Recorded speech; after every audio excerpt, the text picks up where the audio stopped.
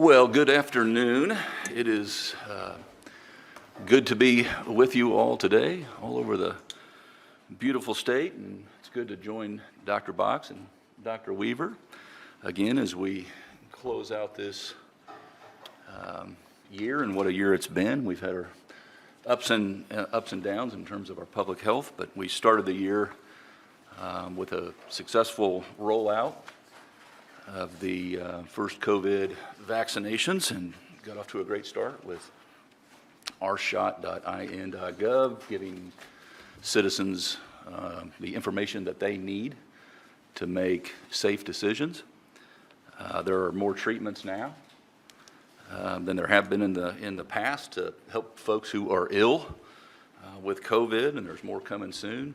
Clearly, Hoosiers have more information. They're better equipped to make those safe decisions than certainly the first year of COVID-19. But we continue to get some curveballs thrown at us, and I'm thinking of variants specifically, thinking of Delta and Omicron, and that have both crisscrossed the globe, crisscrossed the country, crisscrossed Indiana, and really taken a couple hard whacks at our populations. It's challenged our recovery efforts for sure.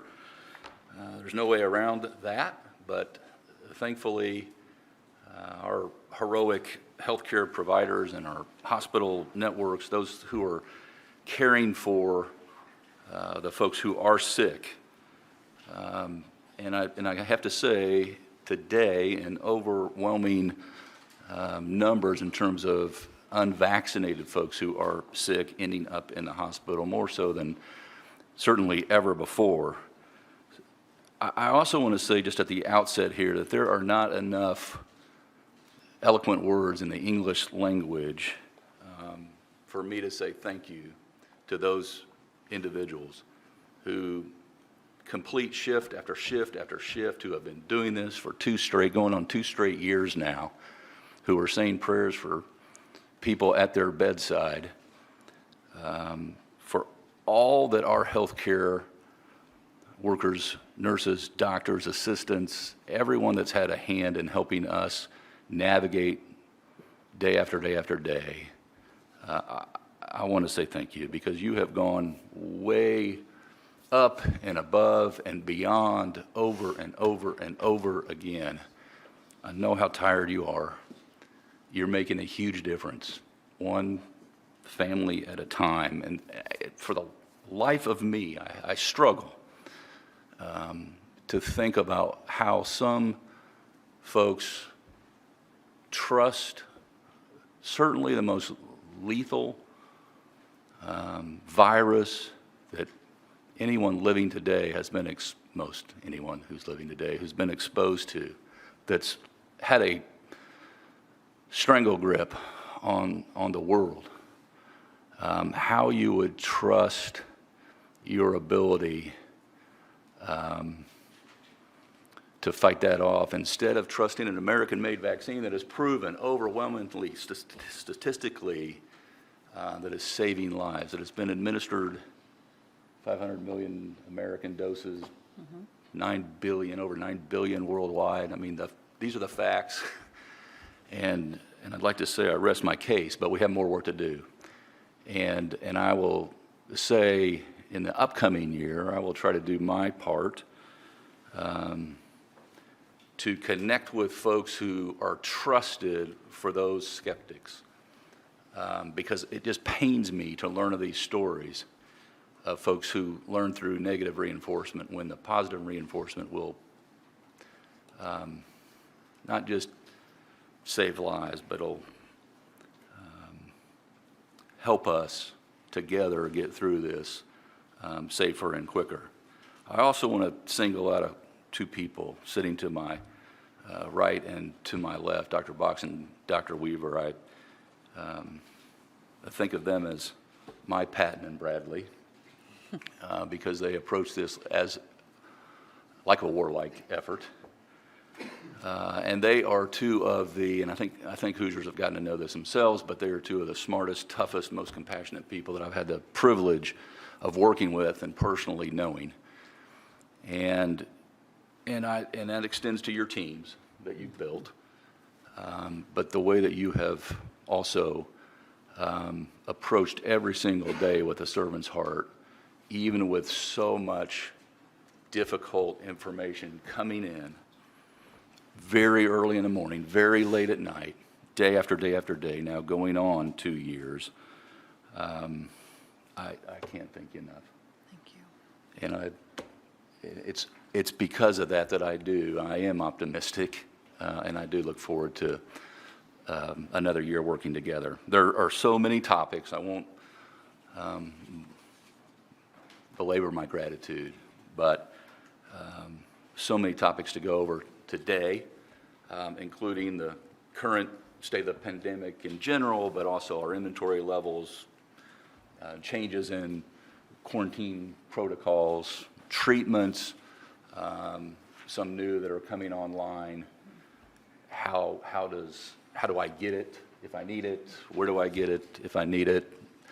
And so I'm looking forward to hearing what you have to share.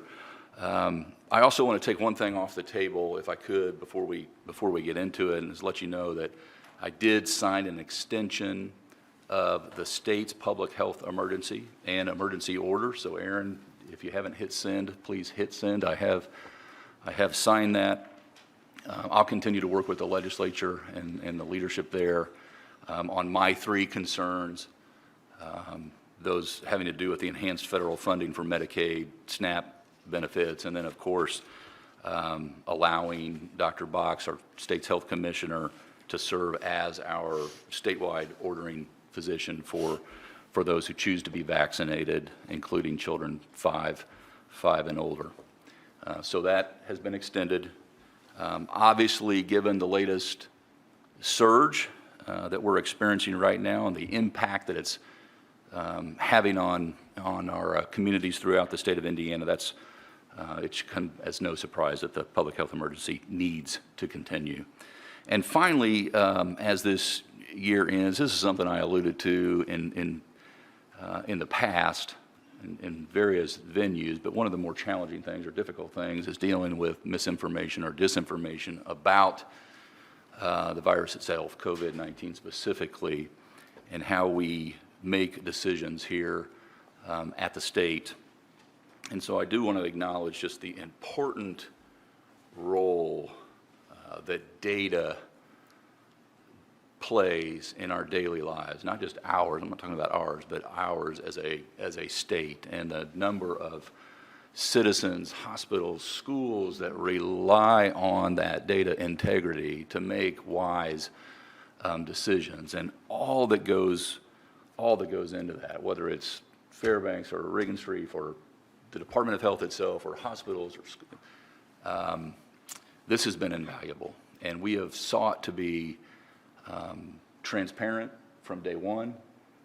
This is the epitome of building the airplane in flight from the ground up and putting out. We just feel like the more you know, the better off we all are. And folks should have a high level of confidence that the data that the state of Indiana puts out is accurate. Whenever you build an airplane in flight, if I have erred, if we have erred, we'll own it, we'll admit to it, and we'll fix it, and we will move on. And ladies and gentlemen, that's how we'll continue to conduct ourselves over the course of the next year. And with that, I will turn it over to Dr. Box for your full report. And I see various pages there, so it is a full report. Lots to talk about, sir. Yes. Thank you so much, Governor, and good afternoon, Hoosiers. A year ago, we came to you to announce the arrival of the first COVID-19 vaccines. Even though they were in limited supply initially, the development of a safe and an effective vaccine that could help save lives was the infusion of hope that we really needed at that time after struggling with this pandemic for almost 11 months. Today, I'd like to be celebrating the incredible work that's gone into getting more than 3.5 million Hoosiers fully vaccinated against this disease and getting boosters in the arms of more than 1.3 million of those individuals. Those are remarkable achievements made possible only by the tireless dedication of researchers, public health workers, the Indiana National Guard, and our healthcare workers across the state. Unfortunately, COVID-19 is determined to keep us on our toes, and we once again are facing a very bleak situation with this pandemic. Our COVID-19 hospital census is at the highest level in an entire year. The number of people hospitalized with COVID has increased more than 700% since late June. Our healthcare workforce is depleted physically and mentally, as are our public health workers. Cases are on the rise, and we're seeing a larger proportion of cases in people age 40 and under compared to this time last year. Cases among children ages 9 and younger have increased from 3% to 10% of cases. Fortunately, we're not seeing higher hospitalization rates in our past data, but again, remember that data lags by a couple of weeks. School cases have also increased before the winter break to some of the highest levels that we have seen in months. As a result, our positivity rate is once again hovering around 14% after falling to 6% in October. All of our counties are in orange or red advisory level, which indicates high activity. Cases in our long-term care, which had been decreasing as residents and staff got vaccinated, have nearly doubled since August. We've been seeing about 1,000 cases in the month of November and December, and recently had 400 cases in less than 1 week. The pendulum has also shifted as residents' immunity has waned and more staff have become vaccinated. More of the cases we are seeing now are occurring in residents instead of staff. We hope to see this improve quickly as facilities complete their booster doses. More than 700 facilities out of approximately 750 have notified us that they have completed their booster clinics, and about 24 others are working to schedule theirs. To further complicate the situation, we are dealing with a shortage of rapid tests. We supply rapid tests such as Abbott's Bionex Now test to local health departments, our own mobile and IMS site, along with entities that include long-term care facilities, schools, and jails. Each week, those sites go through an average of about 50,000 rapid tests. Due to the national shortage, we are only guaranteed to receive about 11,000 Bionex Now tests a week right now. We are actively looking for other sources of rapid tests and have been able to acquire just over 10,000 Quidel QuickView tests. But at this time, we have no guarantees of our future supply beyond the 11,000 Bionex Now tests that Abbott has promised us each week. This is a national problem, not just an Indiana issue, and it's making it more difficult for Hoosiers to find rapid testing when they need it. That, in turn, has led to overwhelming demand at sites like IMS, where people are lining up an hour before testing opens. And now the Omicron variant has arrived, bringing with it a number of new challenges in terms of how easily it is spread. Our first COVID-19 case involving the Omicron variant was detected 11 days ago. This was not a surprise because Indiana was one of only a handful of states that had not yet detected the new variant. The CDC is reporting that 22.5% of samples it has received the week of December the 18th were Omicron variant, and it is even higher in some parts of the country. Omicron cases are doubling in some cities, including Chicago, every 2 to 3 days. We identify the presence of variants through a process called sequencing. This is done by identifying positive cases that have a key marker for Omicron called an S gene dropout and performing further analysis to that specimen to determine whether it is Omicron. Our IDOH lab is sequencing all positive cases that have an S gene marker, and we are updating the percentage of Omicron cases on our dashboard. At this time, Delta remains the predominant variant in Indiana, but we expect that that will shift quickly. Omicron is very easily transmitted and infects and multiplies 70 times faster in the major airways of the lungs of an infected individual. So people infected with Omicron have a lot more virus in their throats, waiting to be expelled when they exhale or they cough or sneeze. The CDC expects that everyone with Omicron infection can spread the virus to others, even if they do not have symptoms or are vaccinated. This situation will get worse before it improves. Based on data from other countries who are further along in their Omicron surge, we expect to see a very steep rise in cases over the next several weeks. We are throwing every resource we have at this. In partnership with the Indiana National Guard, we have deployed 6-person teams consisting of 2 medics and 4 general support personnel to nearly 24 hospitals across the state. These teams are deployed in 2-week increments to help ease staffing issues while hospitals work on long-term solutions, and they can be extended an additional 2 weeks if needed. Right now, most hospitals are requesting that 2-week extension.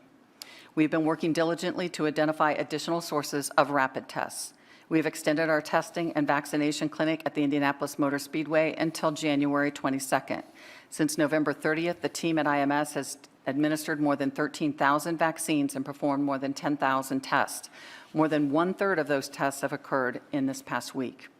In the last 2 days, the team at IMS has done more than 1,500 tests and nearly 1,000 vaccinations. This is an incredibly high volume for an 8-hour period. On Monday alone, we saw a 28% positivity rate among our rapid tests. These data show clearly that we are seeing higher levels of transmission across our state. After seeing the high demand at the IMS, we have added testing appointments for the site and are strongly encouraging people to make an appointment and complete their registration ahead of time. This allows us to move people through the line faster because we do not have to take time on site to register individuals. Even if you do not have an appointment, be prepared to wait. If you do have an appointment, be prepared to wait.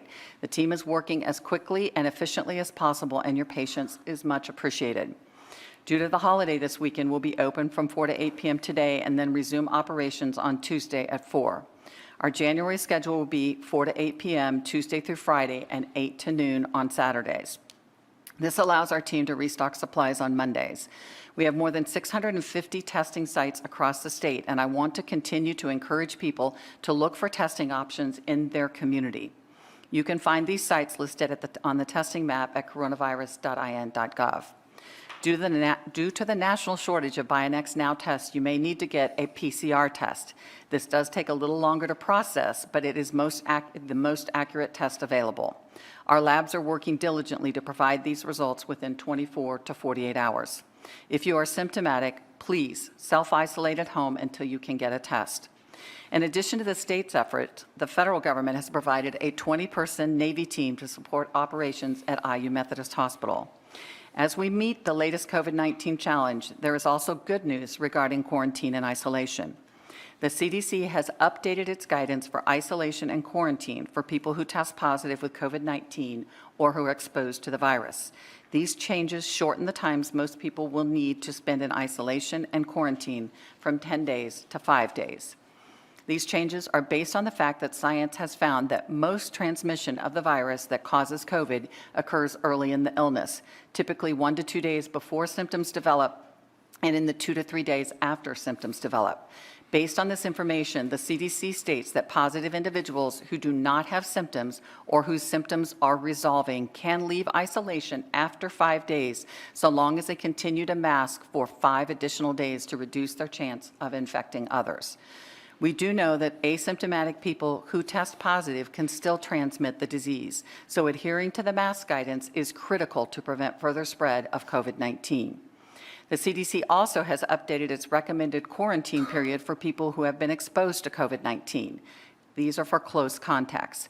If you are unvaccinated or more than 6 months out from your second Pfizer or Moderna shot or 2 months from your J&J vaccine, and you have not yet received a booster, the CDC recommends that you quarantine for 5 days and then follow strict mask use for an additional 5 days if you're asymptomatic.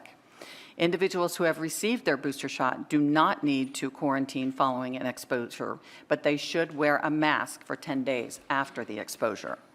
The CDC also continues to recommend that people who are exposed get a COVID test on day 5 after their exposure if it's available. If symptoms occur at any time, individuals should immediately quarantine until they receive a negative COVID test. This new guidance applies to the general public. It does not apply to congregate living settings like long-term care facilities, the Department of Corrections, jails, or to early childhood education. The CDC plans to update its guidance for those settings in the near future. This guidance also does not supersede the recent healthcare worker guidance that was released last week. That guidance allows for healthcare workers who test positive but have no symptoms to return to work after 7 days with a negative test. It also states that exposed healthcare workers who are fully vaccinated, including a booster dose, do not need to quarantine at home. There is no new guidance from the CDC at this time for K through 12 schools. We will be working to incorporate this new general guidance into our school recommendations. I want to emphasize that the ability to reduce isolation and quarantine depends on people remaining asymptomatic and wearing masks diligently for the additional 5 days. If you develop symptoms at any time during those 10 days, you need to get tested and avoid interaction with others until you have your results. As the Omicron variant sweeps across the U.S., it is more important than ever that people use the tools available to reduce the spread of COVID-19. We have those tools in ample supply: masks, hand hygiene, staying home if you're sick and getting vaccinated and boosted. Wear a surgical mask or even a K95 if you can, because they provide better protection against Omicron than a cloth mask. We need your help to ensure that we all use all of these tools diligently. I want to thank all Hoosiers who got tested before gathering with family over the holidays. I know many people had their Christmas plans derailed when their tests came back positive. But by testing beforehand, you helped prevent additional cases, and you have ensured that your loved ones will be around to help celebrate holidays in the future. I know everyone is tired of COVID-19. It doesn't matter if you're a healthcare worker or a first responder or a public health nurse or simply a Hoosier who just longs for things to get back to normal. None of us could have ever prepared for this crisis in this duration. The toll has been enormous. But the best way, indeed the only way, to get back to these pre-pandemic days is for everyone to do their part, and that starts with vaccines. Now, Dr. Weaver will share updates on our vaccination rates, some changes in vaccine offerings at our state sites, as well as treatments and other medications that recently have been approved. Dr. Weaver? Thank you, Dr. Botts. We definitely have a lot of information to share today. I want to reiterate how challenging the situation is right now in our hospitals. We are seeing significant increases in COVID hospitalizations across the entire state, in addition to all of the other illnesses and injuries we care for every day. Patients are coming in sicker with more prolonged illnesses, likely from delaying care over the course of the pandemic. Our current total hospital census is currently the highest it has been in 5 years, and we're over 1,500 patients higher than our peak last year. Additionally, we have been maintaining a higher census each month since April compared to the last 5 years. I see this every time I work in the ER. We are often seeing patients being held in the emergency room for hours and sometimes days until a bed becomes available, which is difficult for the patient, their family, and for the staff. Patients are being cared for in hallways and conference rooms. On top of the record-breaking census, many facilities are also reporting critical staffing shortages. The hospital clinicians and staff are exhausted. It is heartbreaking to have people arrive in distress from COVID, knowing their severe illness could have been prevented by a vaccine. At this time, I would also like to add a plea to please not go to the ER just for COVID testing. As I mentioned, our ERs are stretched to the limit with very sick patients, and the additional volume of people seeking testing adds an additional strain. I want to re-emphasize how important it is to get vaccinated and to get your booster if you are at least 16 years old. More than 80% of the people we are seeing in the hospital with COVID have not been vaccinated. At this time, just over 54% of eligible Hoosiers are fully vaccinated. Among Hoosiers 18 and older, more than 61% are fully vaccinated. Vaccination rates are higher among our oldest Hoosiers, averaging 80% of the population for ages 60 and older, but the rates fall significantly for people under the age 60 and average just 48% for ages 5 to 59 combined. The rates are especially low for people under the age of 20. 10.2% of children ages 5 to 11 have been vaccinated, 38% of those ages 12 to 15 have received their vaccine, and 45% of those ages 16 to 19 are fully vaccinated. We are encouraged to see that booster doses make up a large majority of all doses given recently. At our EMS site, for example, more than 2/3 of the vaccines administered since November 30th have been boosters.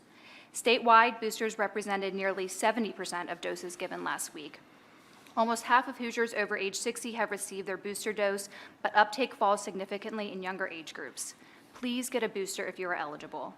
Data out of South Africa and the United Kingdom show that 2 doses of Pfizer or Moderna vaccine provide approximately 35% protection against the Omicron variant, but a booster dose increases that protection against infection to 75%. The vaccines are proven to decrease the risk of severe disease and hospitalization and death from COVID-19. Please do not give Omicron the advantage. The CDC has recommended that people get the Pfizer or Moderna booster 6 months after their second dose. Individuals aged 16 and 17 can only receive a Pfizer booster. Individuals who received a Johnson & Johnson vaccine are eligible for a booster dose 2 months after they get their Johnson & Johnson. The CDC has recommended that these individuals get a Pfizer or a Moderna booster. We are no longer offering the Johnson & Johnson vaccine at our state-sponsored vaccination sites due to its lower efficacy and the CDC's recommendations earlier this month, which raised concerns about the risk of blood clots developing following a J&J vaccine. The Johnson & Johnson vaccine is still available at other sites, but the risks and benefits should be discussed with a medical professional. No matter which vaccine you receive, your outcome from COVID is likely to be much better if you have been vaccinated. We do continue to see breakthrough cases, and they have been increasing. This is not unexpected as we wait for more people to receive their booster dose and Omicron increases. However, it is important to remember that these cases represent a very small percentage of people who are vaccinated. Out of the more than 3.5 million people who are fully vaccinated, we have seen just over 101,000 breakthrough cases since January 18th of this year. That amounts to just about 2.8% of fully vaccinated individuals who have gone on to develop COVID. Of those breakthrough cases, just over 2,000 people have been hospitalized. That is approximately 0.05% of all fully vaccinated individuals. Again, these numbers do not mean that vaccinations are not working. And what these numbers mean is that the vaccinations continue to be extremely effective at preventing severe illness or death from COVID. Unfortunately, nearly half of our eligible population is still unvaccinated against COVID-19. And of those who are fully vaccinated, just over 1/3 have received their booster dose. I have heard many people say that they do not think they need to get the vaccine because they've already had COVID. We do not know how long those natural antibodies last, and many people have wound up getting COVID more than once. During the week of October 24th, we saw 258 reinfections. That number has increased to 1,800 reinfections during the week of December 19th. And today, we're going to be reporting 683 reinfections just for today. It has been reported to expect that the number of reinfections to continue to increase with the Omicron variant, and that the risk of reinfection is 5 times higher.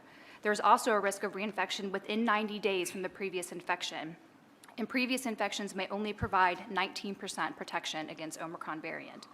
Bottom line, don't rely on natural immunity to protect you. Even if you had a mild case the first time, your symptoms could be more severe the second time if you are not vaccinated and boosted. I also have heard people say that instead of getting vaccinated, they will get one of the new treatments that are coming out to be administered before they are exposed to COVID or as a therapeutic after they are diagnosed. There are a number of different therapeutics available, but all are in very limited supply at this time. This month, the FDA has granted emergency use authorization to Pfizer and Merck for oral antiviral pills that can treat mild to moderate COVID-19 in people who have tested positive and are at high risk for COVID-19, including hospitalization or death. Merck's treatment, called molnupiravir, reduces the risk of severe disease by 30%. It is available only to people age 18 and older who meet the criteria. Indiana received an initial allocation of only 4,880 courses.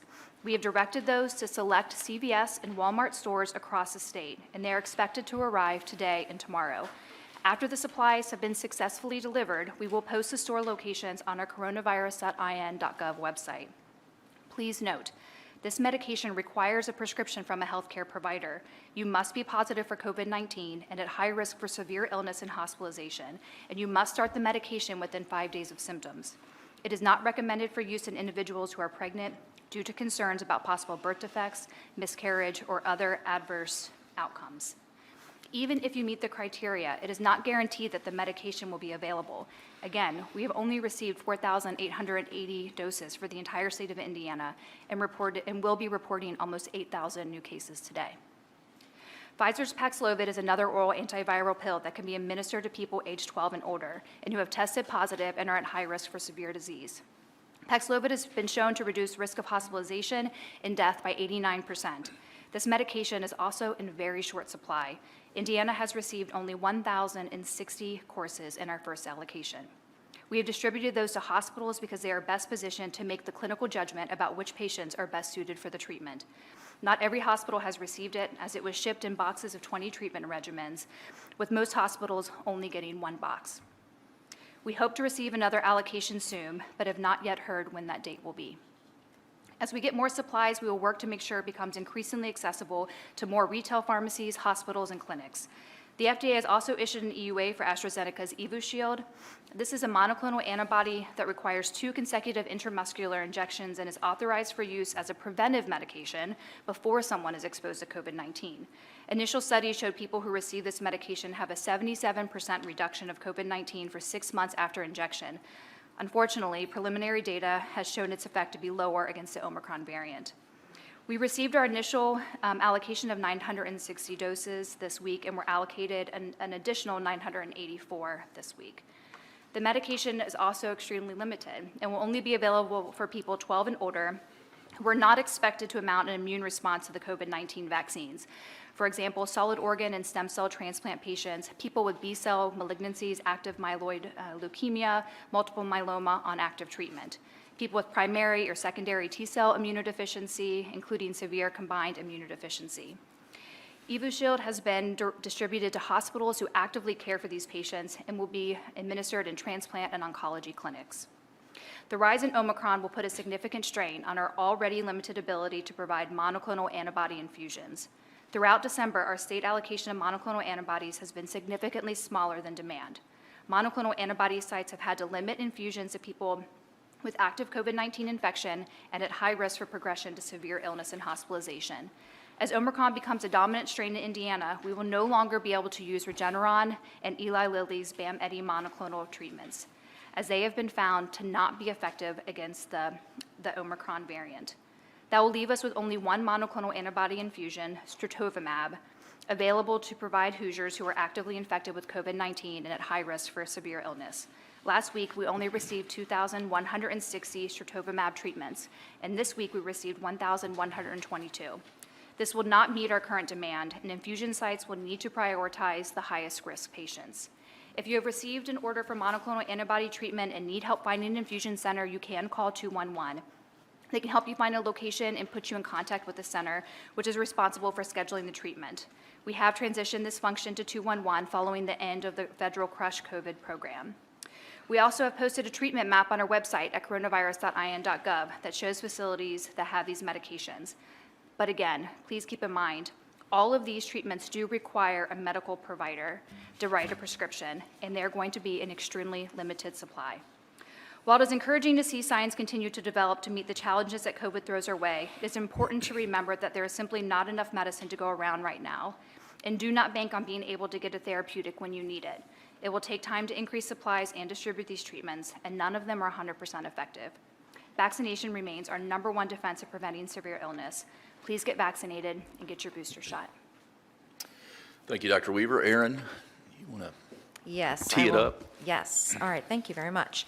We will first have Emily Longnecker, WTHR. You can step up to the microphone right there.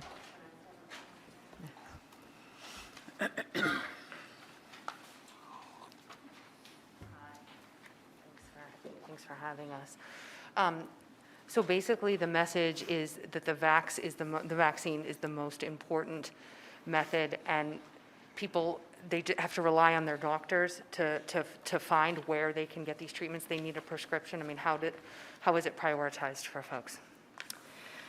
For the therapeutics, you do require a prescription from your provider. There are many sites that will help you direct how to do that if you don't have a provider, including calling 211. They can help get you connected with a provider. But I think the most important message is given how limited our supply is, it really is going to be for a very small part of our population. And those are people who, despite the fact of them being vaccinated and boosted, are at increased risk for severe illness. So those are people who are over the age of 65, people that have immune deficiencies, people with transplants, our oncology patients, and then of course people that are at increased risk for other medical conditions. So it's just going to be a very small amount of people that will be able to get access to it. Okay, thanks. Sorry.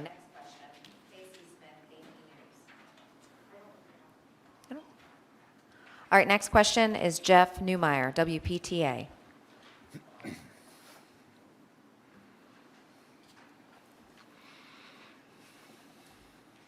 Yes, I guess the main thing I wanted to ask is with this kind of a not a real positive picture about the hospital, the pressure on the hospitals right now, given the fact that this thing has hung on longer than we think. Another year from now, what kind of picture would you paint about the ability of these staffs to be able to keep hanging in there and being able to deliver service when we still see these numbers continue to be very high? First of all, Dr. Weaver and I are banking on the fact that we believe things are going to get better. And so we're taking a positive approach to this. I will say that we have lost a tremendous number of healthcare providers. Someone very close to us just told us his wife is leaving an emergency room setting because she just can't do it anymore. And quite honestly, we will continue to lose more nurses and respiratory therapists and physicians from the healthcare profession. And we were already short. So if this continues, and Dr. Weaver and I are incorrect, then we will have significant issues going forward with being able to staff our hospitals. And you can only use the Indiana National Guard and federal resources for so long. So what we need to do right now to help our healthcare professionals is to do everything as an individual Hoosier that we can do. And that is to get vaccinated, to wear our masks when we're indoors in crowded situations, to make sure we stay home if we're infected and get tested, all those things we've talked about now for, we're starting our third year on this. And in reality, I think people will come back to this profession. Pandemic is once in a 100-year thing, right? So we're not counting on another one of these for a while, but realistically, it will take time for us to recover from this. And I would say, I would just reiterate what I said at the outset, and that is, if you have been vaccinated and you've gotten your booster, that's not all you can do. And if you can appeal to folks who are skeptical of the efficacy of the vaccine, please do that. You may be the person someone trusts that's holding out. I hear these cases too. And it could be at the Y, it could be at church, it could be in if you play bridge with a group, who knows what the group is, but if you are a trusted individual in your cohort, you could make the difference in someone else's family's future. And so, like I said, I'm going to put more of that on my shoulders to try to do more outreach and to equip folks with the compelling evidence that the safest, surest, swiftest way to get through this as an individual and as a state and our country is to get vaccinated, as Dr. Weaver and Dr. Box have said over and over and over again. Anything to add? I want to agree with Dr. Box. We're optimistic for the future. We have vaccines readily available. We're getting more treatment options. We do think that the next several weeks to month are going to be difficult with the decreased supply, and we know that there's going to be a significant rise in cases. But we need to all do everything we can, like the governor said, and do our role and take a part and try to communicate with our friends and families and get more people on board with protecting not only themselves, but each other. Yeah, especially as state, meaning Indiana and 49 others and territories, state demand outstrips national supply. And if, in fact, we are to believe what is happening and occurring to others, that our lines will become linear in the next month because of Omicron, et cetera, cold weather, holidays, people coming together, we have to make smart decisions along the way. I'll share that my family Christmas plans changed at the last minute. We were planning on all getting together, and my older brother's daughter was positive for COVID, and so we canceled our plans shortly before Christmas. I'm sure my mother would have loved to have, I'll say see her children, but I know she wanted to see her grandchildren. But we said, look, we'd rather celebrate next year and not chance it and do the safe thing. So there are ways to get together, but if you're equipped with the data, that will help guide you. And then in addition to that, help not spread the infection, spread your prayers, but also spread the data that will help others get through it as well. Whitney Downer, CNHI.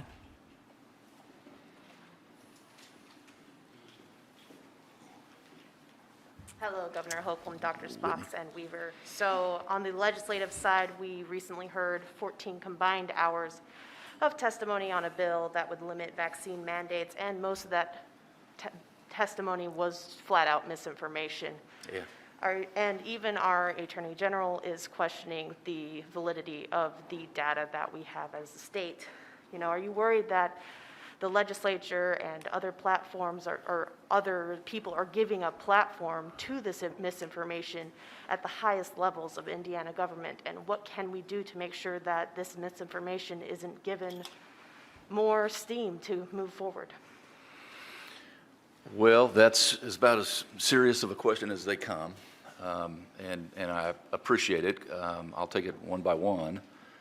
I mentioned in the past that misinformation, disinformation was of real concern and worry. It will be, regardless of the topic, but especially in these life and death decisions that Hoosiers are making on a day in, day out basis. They have to have a place of trust. They have to have a place that they can go to for data integrity. The State Department of Health puts that out. It's not just the State Department of Health that comes up with this. As I said at the outset, this is one of the things I'm most proud of during the storm has been the collaboration that's occurred with hospitals, schools, exchanges, Regan Street, as I mentioned, Fairbanks, IUPUI, et cetera. It's been constant collaboration to arrive at accurate information at the end of the day. And so misinformation or disinformation is obviously, by definition, counterproductive to getting through this safely.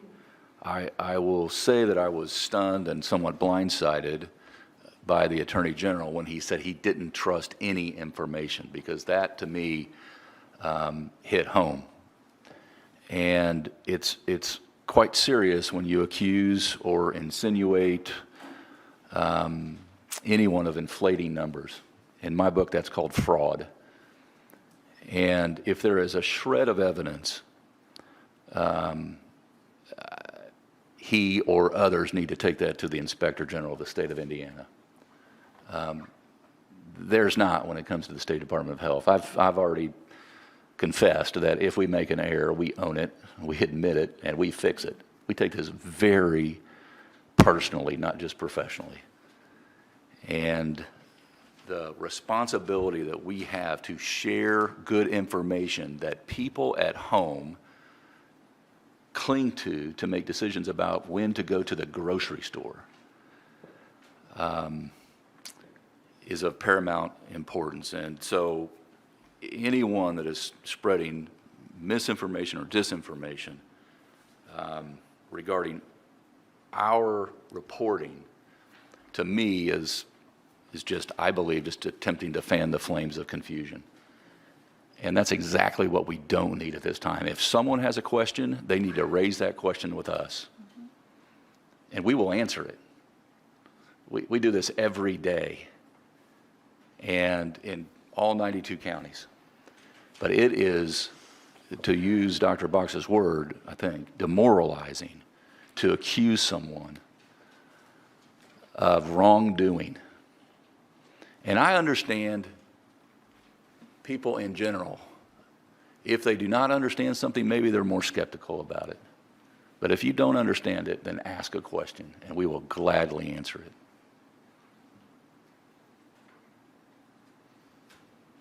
Adam Pinsker, Wish TV. Good afternoon. First question, you mentioned a shortage of testing kits. President Biden said a few weeks ago he was going to try to get those to the states or get those distributed. I don't know how that works. Do you call the White House? How does that work?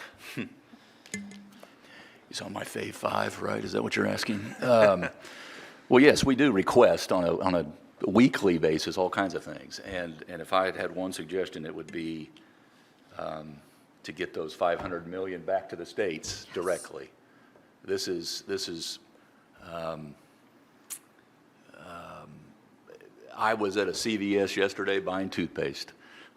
Another confession in the morning, and the clerk that was checking me out took multiple phone calls while I was standing there and had to say that, no, they did not have tests available at this time.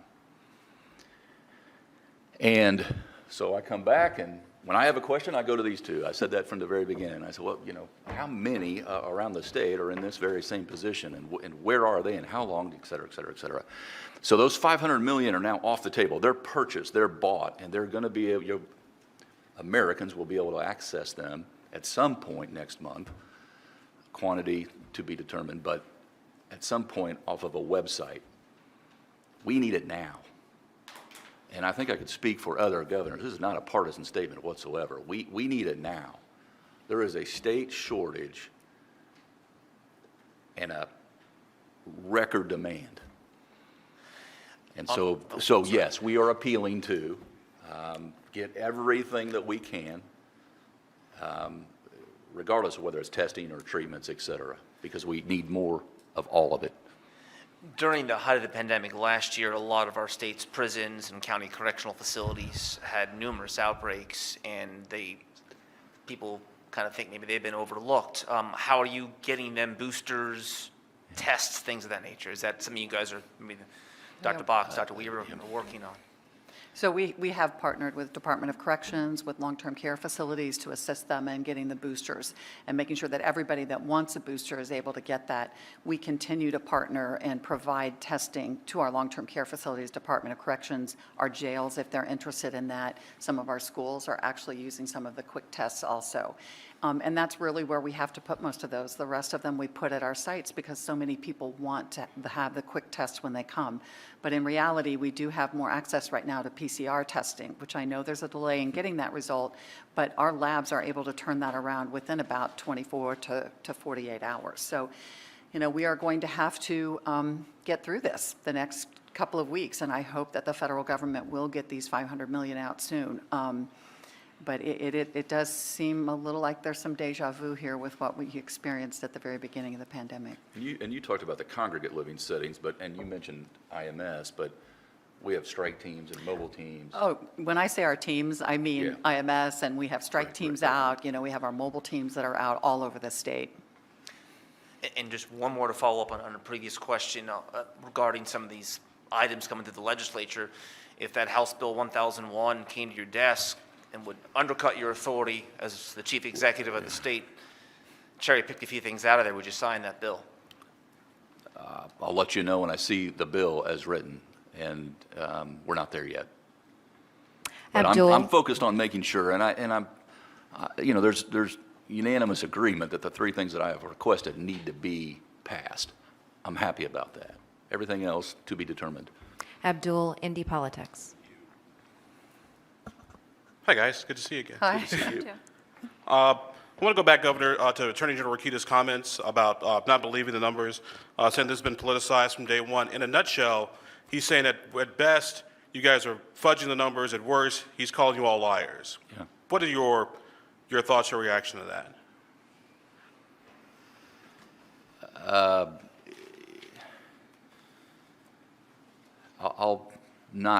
I'll let him speak for himself. All I know is what he said and what I read, what I saw him say. And when he said he didn't believe any numbers, I take the state as included in any numbers. If he doesn't believe that, he could very simply clear it up and say very clearly, one sentence, I believe the numbers that come out of the Indiana State Department of Health. That's it. Those numbers are accurate. If there's any accusation otherwise, legal, that becomes legal very quickly, and he needs to get it to the Inspector General. And they can clear it up. If it is confusion, we can help. We can help. And that goes for anyone in the state of Indiana, not just office holders. Lindsay Stone, Fox 59.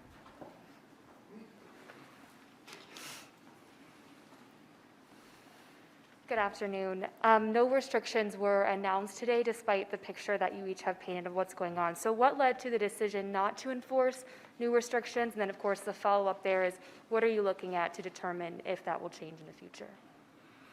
Well, we'll continue to, the reason I extended it is we'll continue to make sure that we're getting the information out according to the local communities. Local entities have the ability to apply more restrictions as they see fit in the state of Indiana. And so we'll continue to go down this road. We have been working diligently with local leaders,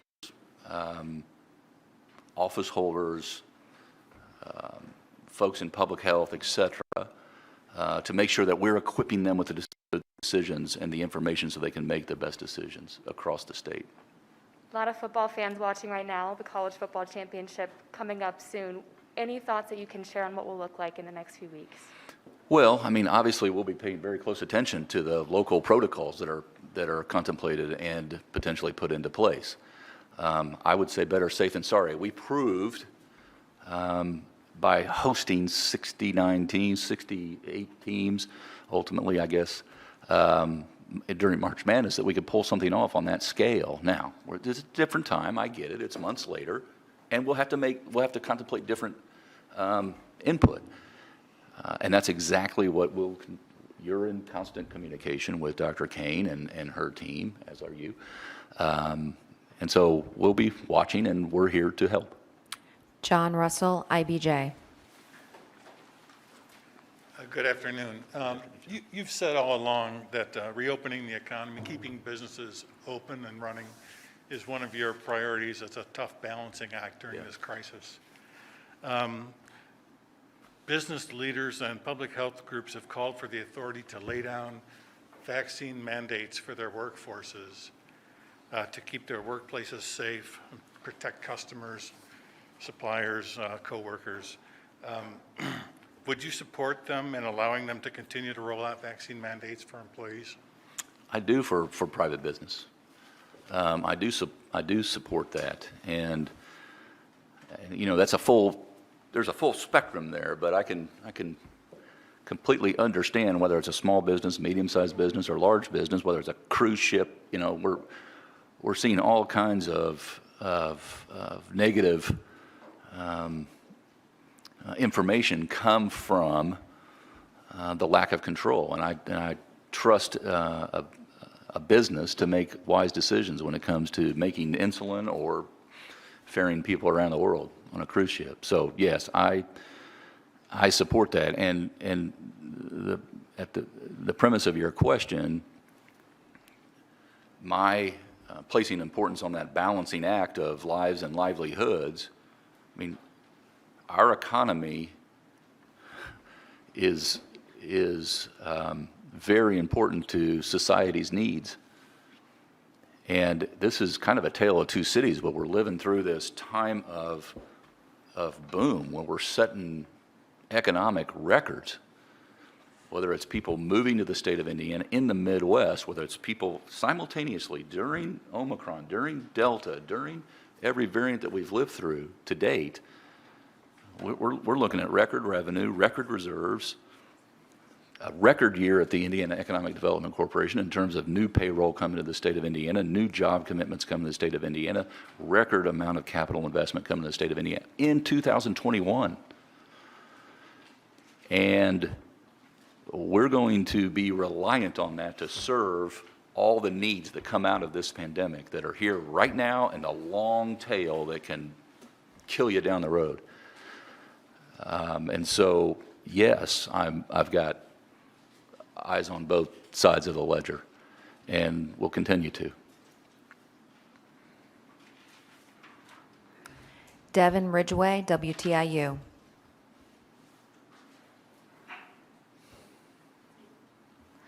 Caitlin Lang, Indy Star.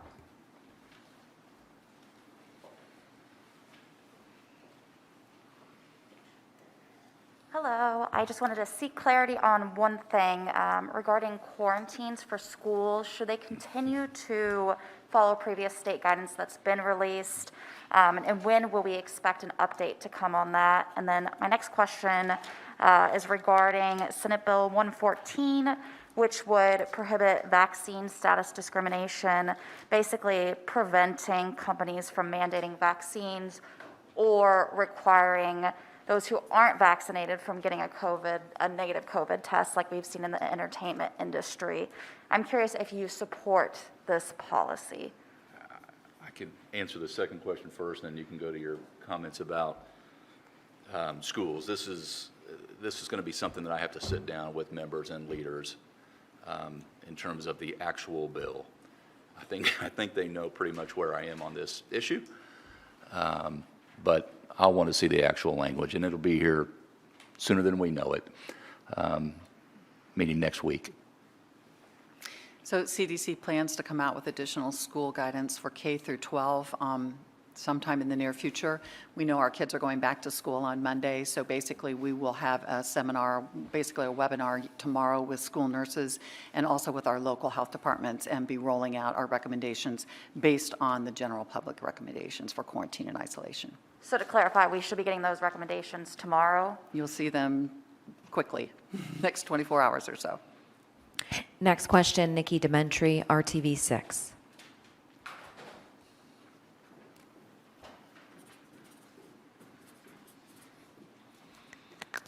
Hello. So one question, I wanted to go back to vaccines. I know you guys just talked about it again. The way to get out of this is vaccines. Yet we're still at a little bit above 50%. What plan do you have heading into next year to get that additional 50% on board and get them vaccinated, get them boosted? What's the new message now? I can Go ahead. I can take that or a crack at it. Look, this is.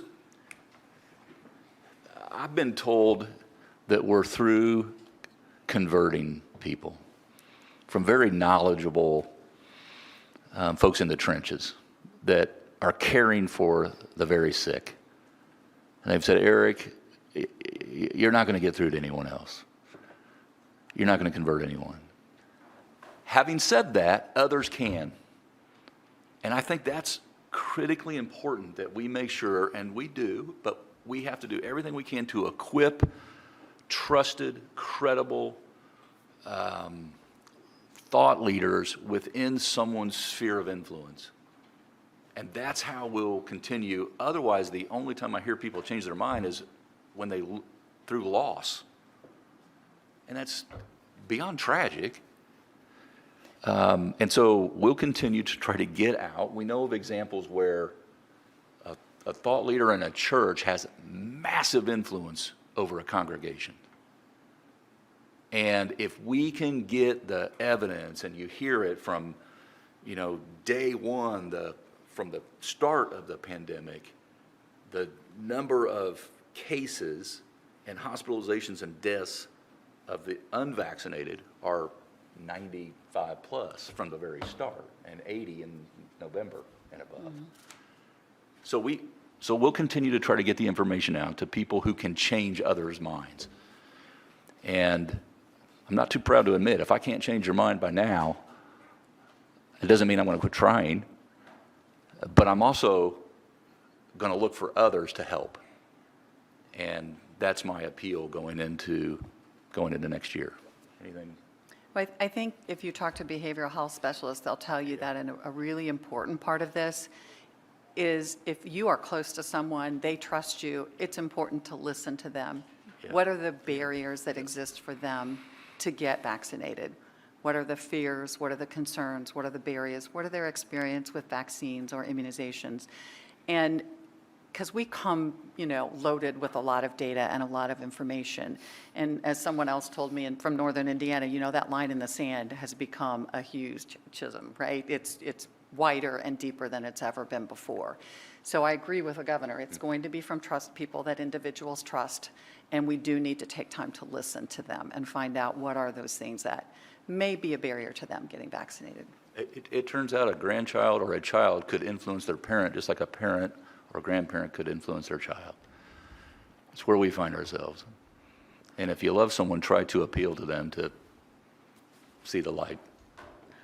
Margaret Mang, Center Square. Hi, Governor. How are you? Good. How are you? Dr. Box. I wanted to go back to what you said at the beginning of the press conference about really making sure people have good information. And One thing we haven't heard from the state of Indiana as the vaccine has been rolled out and people have been urged to get it is any mention of risks. All vaccines have risks associated with them, as I'm sure the doctors are aware. In terms of what we see in the vaccine adverse event reporting system, the government's own reporting system, there are more reported injuries and deaths from this vaccine, the COVID vaccine, than any vaccine in the 30-year history of VAERS. It's very concerning. Just in Indiana, we now have almost 1,500 ER visits reported following vaccination. That's just what's reported. It's a passive system, as you know, and only a small fraction of incidents get reported. It shows 150 deaths following vaccination. So we don't know what the real numbers are, but these are really big numbers and really concerning. We had a physician testify before a legislature right before Christmas that with the swine flu vaccine, I believe it was, 50 deaths nationally, and they pulled the vaccine. So I think there do seem to be trust issues in the state with the information. But if you can just tell me, Governor and Dr. Box and Dr. Weaver, why have you not, as you've promoted the vaccine, let people know that there are risks associated with the vaccine so that they can give informed consent? I think it's an important question that I don't think has been asked, and I'd be really curious to hear an answer. Thank you. I politely disagree. I heard some Yeah. risk analysis even today, and I've heard you many times in the past, so you want to... I think Lindsay probably wants to take Well, that. I'll address the vaccine adverse event reporting system. So for people to know, anybody can go in and report in there, which is very important. But that means anybody who maybe happened to have a heart attack in the couple of weeks after they got the vaccine would go in there reported. And we do get to see those cases at the state, and they are reviewed, and they're also reviewed by the CDC to see if there truly is if what's being reported could be associated to the vaccine. And we have not seen that to be the case in the events that we're reporting. In fact, in the very beginning, we did talk about a small risk of having an allergic reaction in the short time after you receive the vaccine. And I'm happy to say that we have not had that happen at any of our Indiana Department of Health sites where we've had EMS available to treat that. And that does happen with some medications and some vaccines. People can have these allergic reactions, but we haven't even seen that at any of our sites, and have honestly, over time, proven to be more and more safe and effective. And we are responsive when we do feel like there could be a risk. So they did come out with that very, very small risk for the Johnson & Johnson. And we do feel that it's still a good vaccine for people who only want to get one shot, and that's something that's important to them. But we think that they should talk with their providers before they make that decision. And so that's why we did pull it from our sites, but are still supporting it being other places so people can have those conversations. I mean, we've had billions of people across the world vaccinated with this, and we're not seeing any of these people have any adverse reactions. Do you have anything to add? And I think the important thing is to say when we do see something that truly is an issue like the J&J, we discussed it and said, you know, every person that gets J&J should have a healthcare professional that counsels them with regards to the risks and the benefits, even though it was 9 cases out of 17 million cases of blood clots in the brain. So we are watching that and trying to adjust what we're doing. And our sites are quick sites. They are Indiana National Guard and other individuals that, even though we talk about the risks with them, it is a very brief thing, and it's not the kind of conversation you would have with your own private practitioner. And I would just add, we always encourage people to have conversations with their clinicians before they do anything. And so I think it's appropriate to talk about which vaccine is right for me. And I know that our providers are happy to provide that information and talk to them about it. There's a small risk with every medication that there is, but honestly, again, these vaccines have proven to be very safe, very effective. And some of these adverse effects that occur, what they look at is what is the background that you see with even getting a viral infection, right? You're going to get Guillain-Barré. How many people get Guillain-Barré just from the fact that they have a viral infection with COVID-19? How many people get myocarditis? with getting an infection from COVID-19, and that is much larger than the number of kids that get myocarditis associated with getting the vaccine. So those are things that Dr. Weaver and I are looking at on a regular basis. And we have at different times discussed those different statistics, and we'll be happy to answer questions that people have about that. Lauren Chapman, Indiana Public Broadcasting. Good afternoon, Governor and Drs. Box and Weaver. First things first, Governor Holcomb, have you spoken to Attorney General about have you spoken to Attorney General Todd Rokita about his comments, or have you had any communication with him since? No, he's not reached out. Do you have any intention of reaching out to him? No. Good enough answer. We've talked about the efficacy of... I'm happy to answer any question. I'm not avoiding him. I don't have anything to clear up. We've talked about the effectiveness of masks to help limit the spread. Dr. Box, I believe, brought up the KN95s and the surgical masks. Is there any desire, possibility of bringing back a statewide mask order? Are you encouraging local governments to bring back their own mask orders?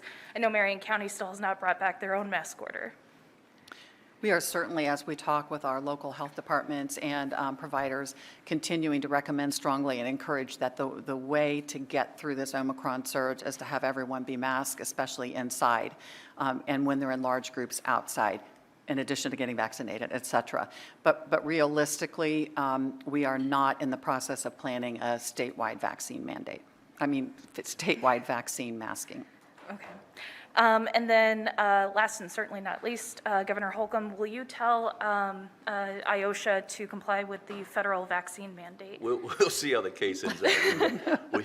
We've got until probably 10 days into January, and we'll see how the Supremes rule, how the court rules, and then because we're a state-run state, we'll have 15 days to put a plan together if needed, and 15 days to implement it if needed. If not, then no. All right, thank you so much. Thank you, Lauren. We have two submitted questions. One is from Steve Garbas, KPC Media. At the end of our second calendar year, Indiana now sits at more than 18,000 Hoosier lives lost to COVID. Can you comment on this continuing toll and whether you expect it will improve in 2022, considering how low our vax rate is? So, I feel like you've answered that. well, I think we will continue to lose more people than we need to because people are not vaccinated. Even our elderly people, especially in our long-term care facilities that are vaccinated and boosted, are still at risk because of their age, because of their underlying comorbidities. So the way that we protect those children under 5 and those very elderly people, those people that are immunosuppressed, is for the rest of us to get vaccinated. So unfortunately, yes, Indiana will see more deaths than we need to see because of our vaccine rates. I do believe that this is going to get better and go down. I'm still very optimistic about that, but I think we have some high numbers still to go through in the next 4 to 8 weeks. And the last question, as mentioned, the CDC cut the time for quarantines for those who test positive for COVID-19 from 10 to 5 days. Many people have remained infectious long after 5 days. Does the ISDH support this change? I really do, because the data and the science behind that is that 85 to 90% of people are no longer infective after day 5. So consequently, if you look at this, there's another 10 to 15%, and we're really picking those people up by mandating or asking, requesting strongly, if you want to follow these guidances, that you need to be masked for the next 5 days anytime you're around other people. So we do support this based on the science behind it. That concludes today's press conference. Thank you. Well, no one asked, but go Boilers and go Irish. Come on.